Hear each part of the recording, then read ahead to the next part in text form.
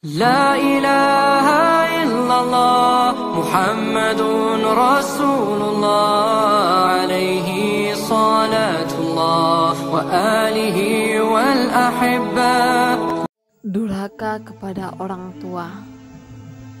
Abdullah bin Abi Aufa mengatakan bahwa seorang laki-laki datang kepada Nabi dan memberitahu beliau bahwa seorang pemuda yang berada di ambang kematiannya sedang dituntun mengucapkan kalimat thayyibah, tapi selalu gagal.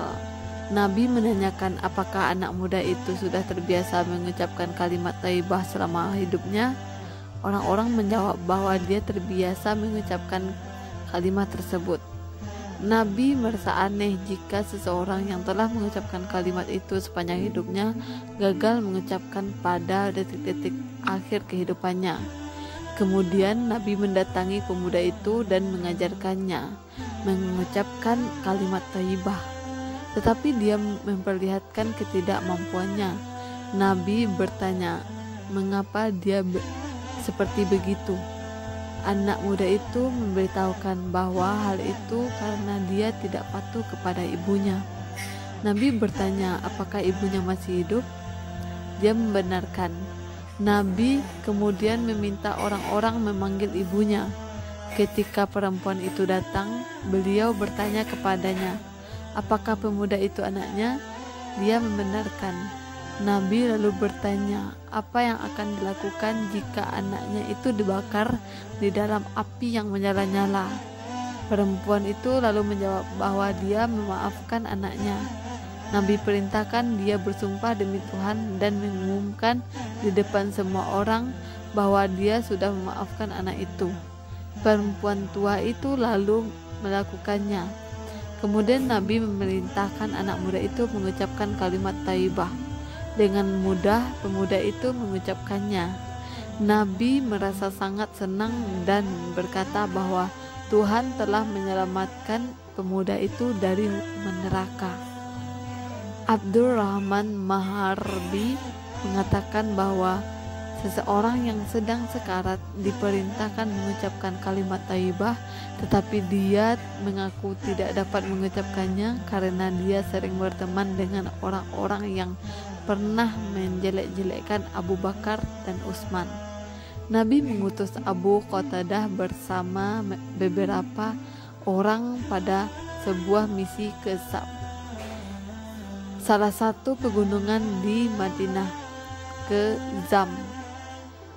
Ada seorang laki-laki yang bernama Ammar bin Sabit secara kebetulan bertemu pasukan muslim ini. Ketika melihat mereka, dia mengucapkan kalimat thayyibah. Tapi karena mereka meragukan keimanannya, mereka tidak membalas salamnya. Lalu Mahlam bin Jasana melangkah maju dan membunuhnya. Ketika inilah sebuah ayat diwahyukan untuk mencela orang-orang muslim.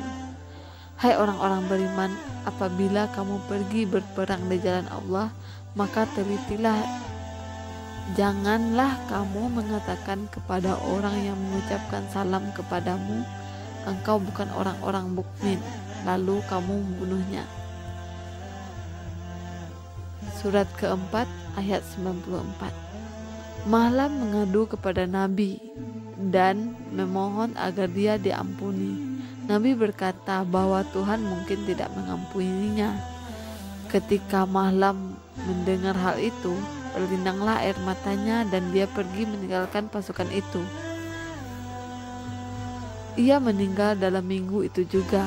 Ketika hendak dikuburkan dan diletakkan ke liang lahat, jasadnya terlempar keluar. Hal ini dilakukan sebanyak 3 kali.